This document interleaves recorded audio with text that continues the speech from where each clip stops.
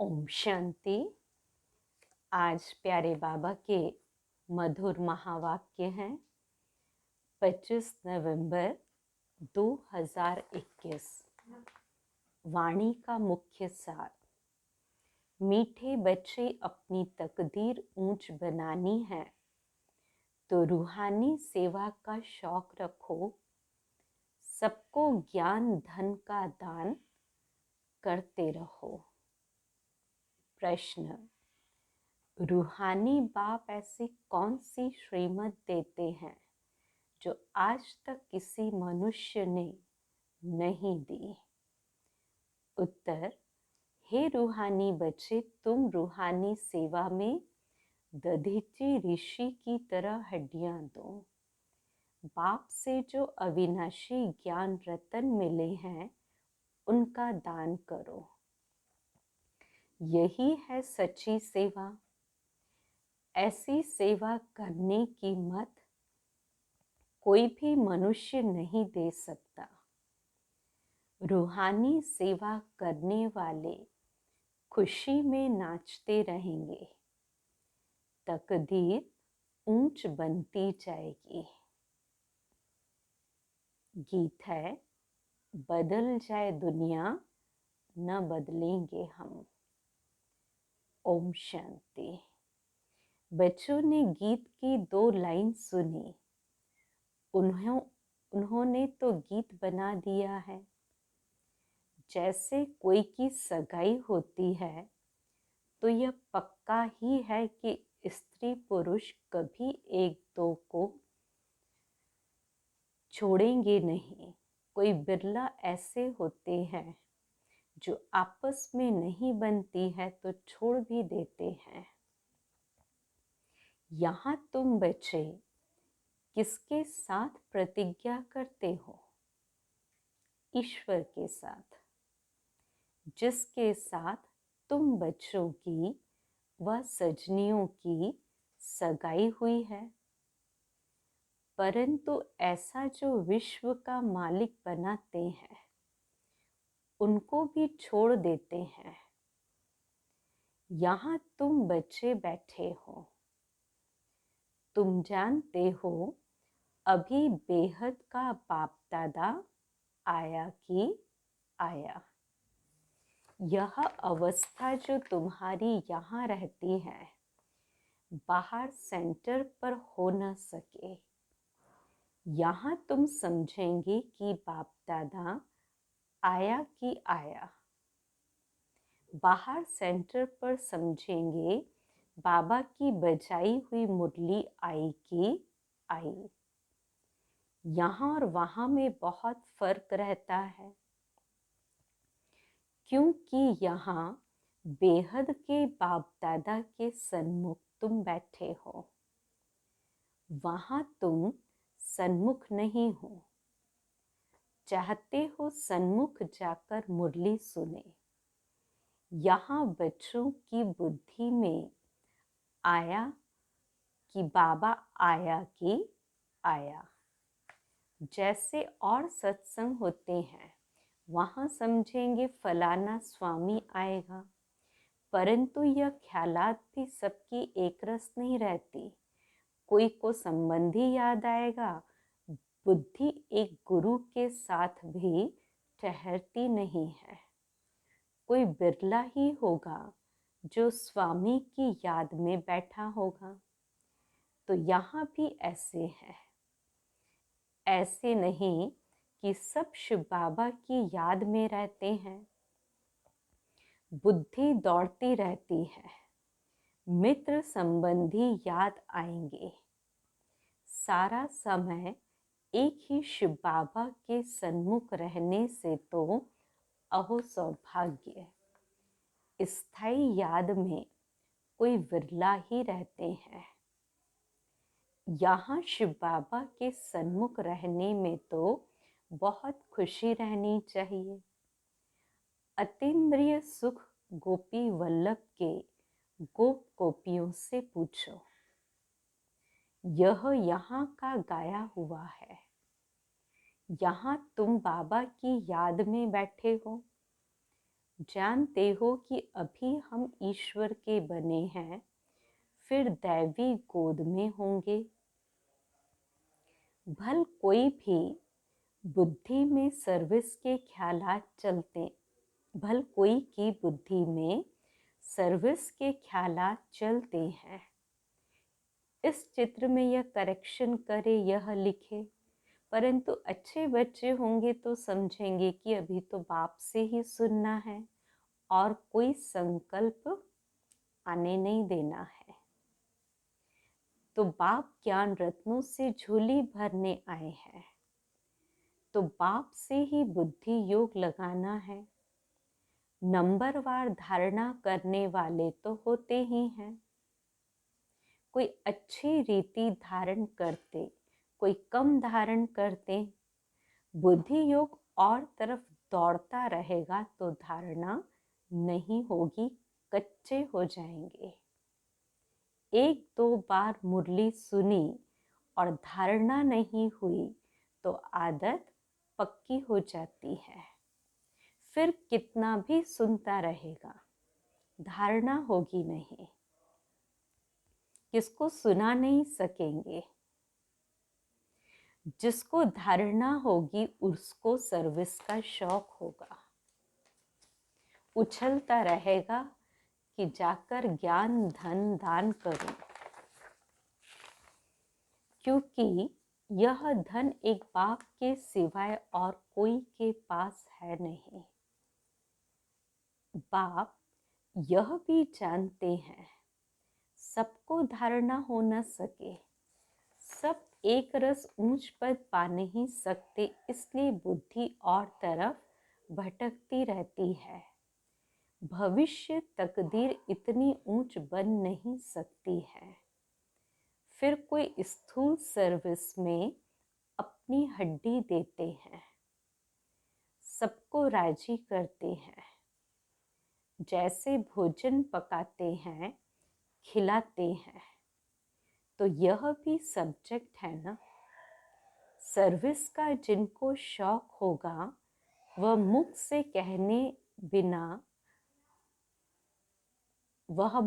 कहने बिना रहेंगे नहीं। फिर बाबा देखते भी हैं कि कहाँ देह अभिमान तो नहीं है, बड़े का रिगार्ड रखते हैं व नहीं। बड़े महारथियों का रिगार्ड तो रखना होता है। हाँ, कोई छोटा भी होशियार हो जाता है तो हो सकता है बड़े को उनका रिगार्ड रखना पड़े, क्योंकि बुद्धि उनकी गैलअप कर लेती है। सर्विस का शौक देख बाप तो खुश होगा ना। यह अच्छी सर्विस करेंगे। सारा दिन प्रदर्शनी समझाने की भी प्रैक्टिस करनी चाहिए। प्रजा भी तो ढेर बननी है ना, लाखों प्रजा चाहिए और तो कोई उपाय है नहीं। सूर्यवंशी, चंद्रवंशी, राजा रानी, प्रजा सब यहाँ बनने हैं। कितनी सर्विस करनी चाहिए। बच्चों की बुद्धि में है कि अभी हम ब्राह्मण बने हैं। घर गृहस्थ में रहने से हर एक की अवस्था अपनी रहती है। घर बार तो छोड़ना नहीं है। बाबा कहते घर में भल रहो, परंतु बुद्धि में यह निश्चय रखना है कि यह पुरानी दुनिया खत्म हुई पड़ी है। हमारा अब बाप से काम है। यह भी जानते हैं कल्प पहले जिन्होंने यह ज्ञान लिया था वही लेंगे। सेकंड बाय सेकंड हूबहू रिपीट हो रहा है। आत्मा में ज्ञान है ना, बाप के पास भी ज्ञान है। तुम बच्चों को भी बाप जैसा बनना है, पॉइंट धारण करनी है। सब पॉइंट एक साथ नहीं समझाई जाती है, लक्ष्य पक्का रखा जाता है। विनाश भी सामने खड़ा है, यह वही विनाश है। सत्युग त्रेता में कोई लड़ाई आदि होती नहीं है, वह तो बाद में जब बहुत धर्म होते, लश्कर बड़े होते हैं, तब लड़ाई शुरू होती है। तो पहले पहले आत्माएं सतो प्रधान से उतरती है, फिर सतो रजो तमो में आती है। यह सब बुद्धि में रखना है। कैसे राजधानी स्थापन हो रही है, यहाँ बैठे हो तो यह बुद्धि में रखना है। शिव बाबा आकर हमको खजाना देते हैं, जिसको बुद्धि में धारण करना है। अच्छे अच्छे बच्चे नोट्स लेते हैं, नोट्स लेना अच्छा है, तो बुद्धि में टॉपिक्स आएंगी। आज इस टॉपिक पर समझाएंगे।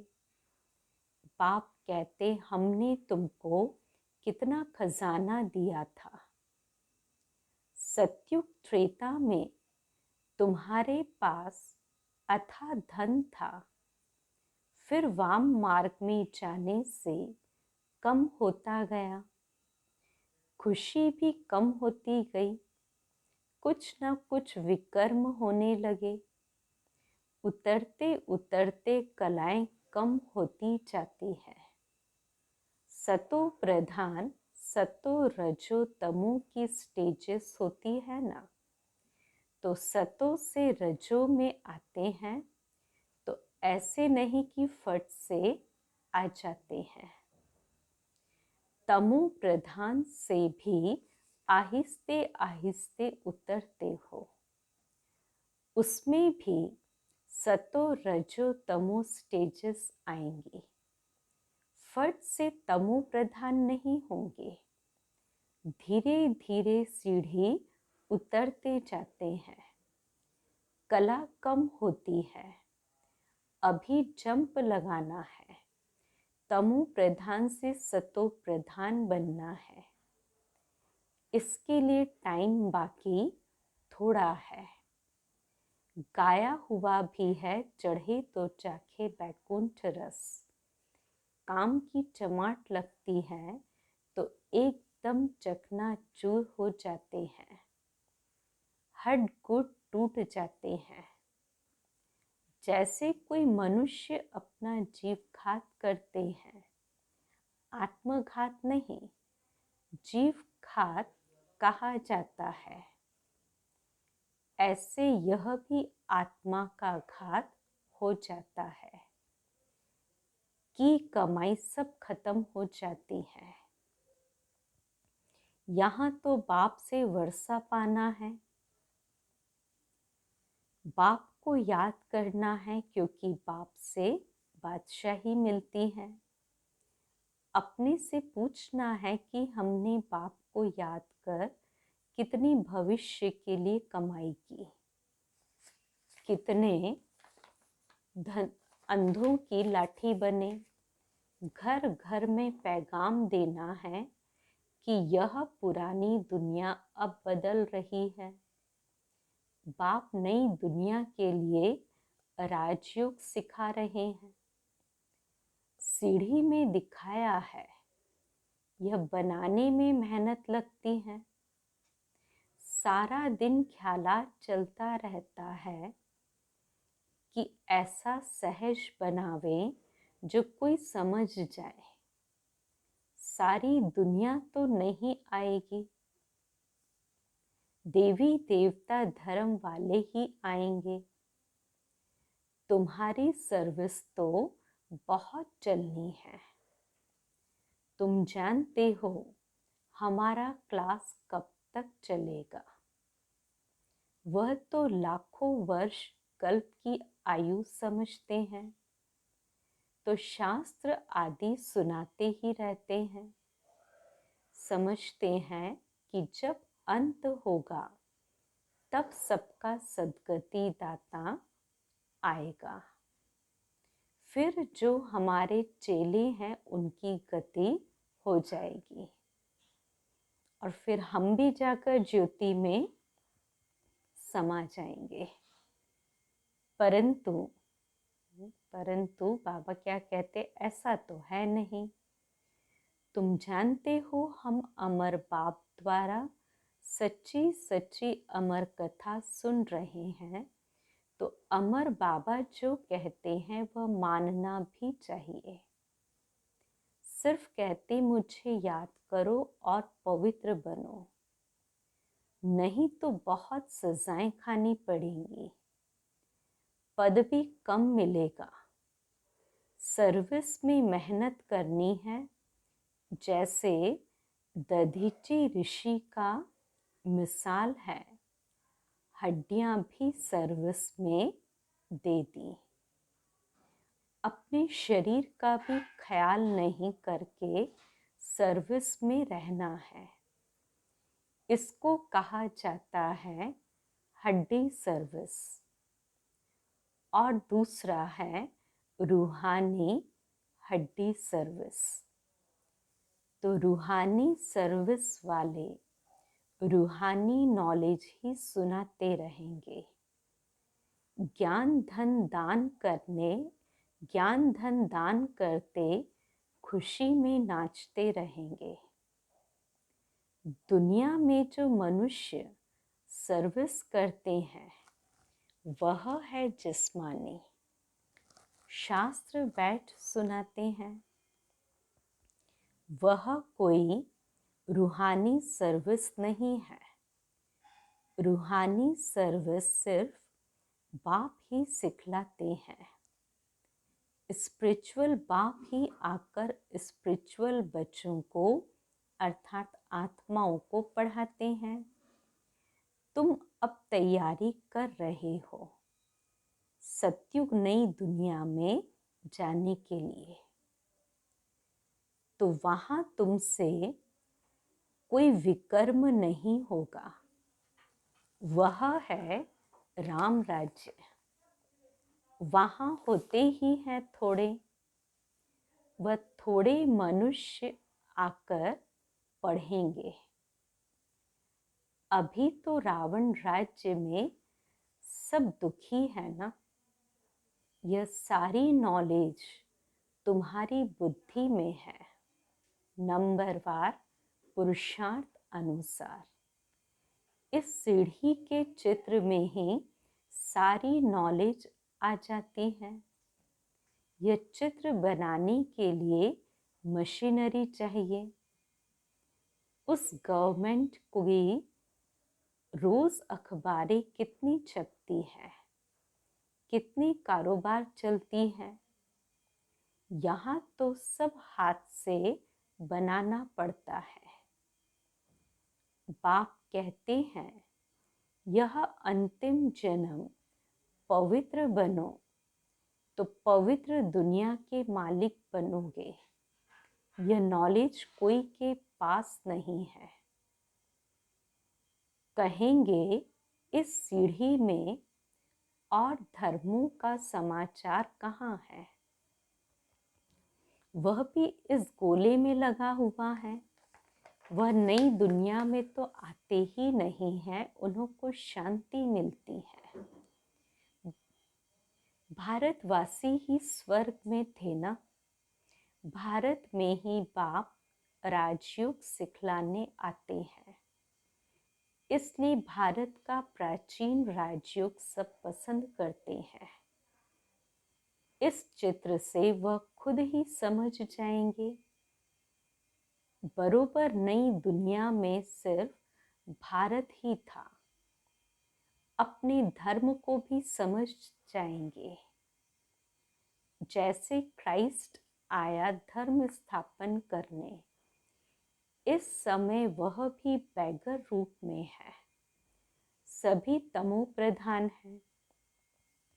यह रचता और रचना की कितनी बड़ी नॉलेज है। तुम कह सकते हो कि हमको किसी के पैसे की दरकार नहीं है। पैसा हम क्या करेंगे? तुम यह सुनो और दूसरों को सुनाने के लिए यह चित्र आदि छपाओ। इन चित्रों से काम लेना है। हॉल बनाओ जहाँ यह नॉलेज सुनाई जाए। बाकी हम पैसा लेकर क्या करेंगे? तुम्हारे ही घर का कल्याण होना है। तुम सिर्फ प्रबंध करो तो बहुत आकर सुनेंगे। रचना और रचता की नॉलेज तो बड़ी अच्छी है, यह तो मनुष्यों को ही समझनी है। विलायत वाले यह नॉलेज सुनकर बहुत पसंद करेंगे, बहुत खुश होंगे, समझेंगे कि हम भी बाप के साथ योग लगाएंगे तो विकर्म विनाश हो जाएंगे। सबको बाप का परिचय देना है। समझेंगे यह नॉलेज गॉडफादर के सिवाय कोई दे न सके। कहते हैं खुदा ने बहिष्ट स्थापन किया, परंतु वह कैसे आते हैं यह किसको पता नहीं है। तुम्हारी बातें सुनकर बहुत खुश होंगे, फिर पुरुषार्थ कर योग सीखेंगे। तमो प्रधान से सतो प्रधान बनने के लिए भी पुरुषार्थ करेंगे। सर्विस के लिए तो बहुत ख्याल करना चाहिए।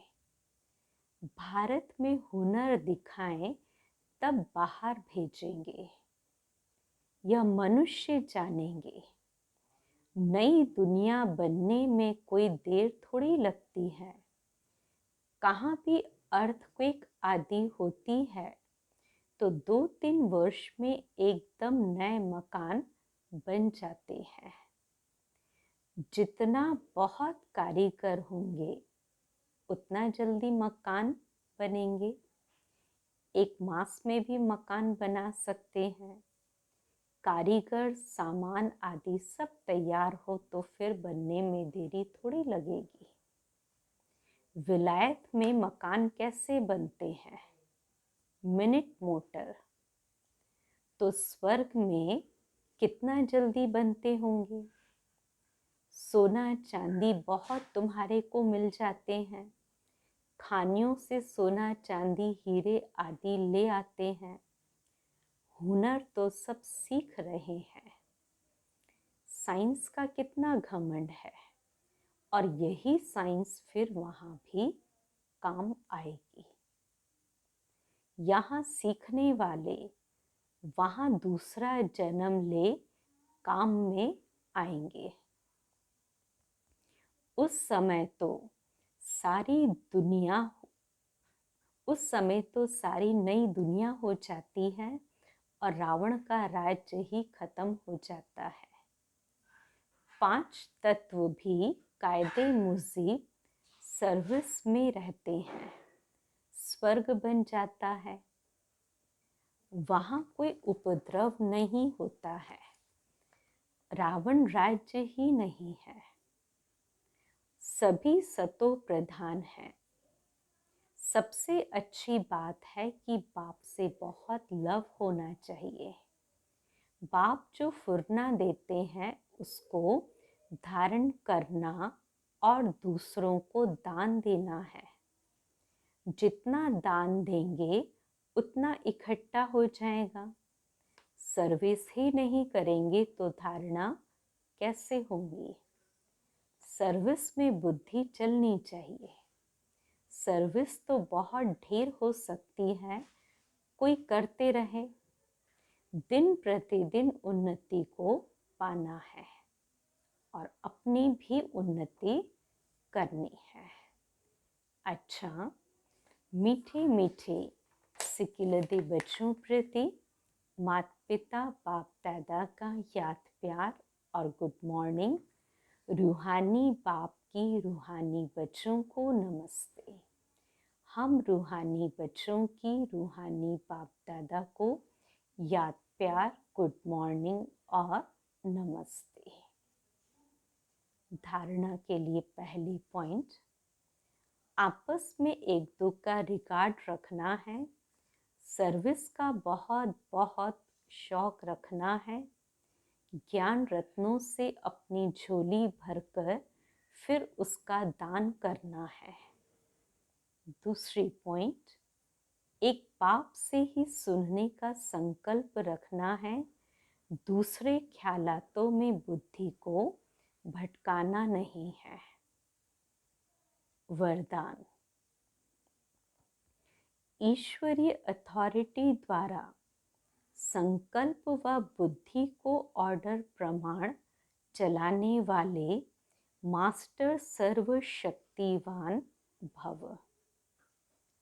जैसे स्थूल हाथ पांव को बिल्कुल सहज रीति जहाँ चाहो वहाँ चलाते हो व कर्म में लगाते हो, वैसे संकल्प व बुद्धि को जहाँ लगाने चाहो वहाँ लगा सको, इसे ही कहते हैं ईश्वरीय अथॉरिटी। जैसे वाणी में आना सहज है, वैसे वाणी से परे जाना भी इतना ही सहज हो। इसी अभ्यास से साक्षात्कार मूर्त बनेंगे। तो अब इस अभ्यास को सहज और निरंतर बनाओ, तब कहेंगे मास्टर सर्वशक्तिवान। स्लोगन, स्वस्थिति शक्तिशाली हो तो परिस्थिति उसके आगे कुछ भी नहीं है। स्वस्थिति शक्तिशाली हो तो परिस्थिति उसके आगे कुछ भी नहीं है। अच्छा, ओम शांति।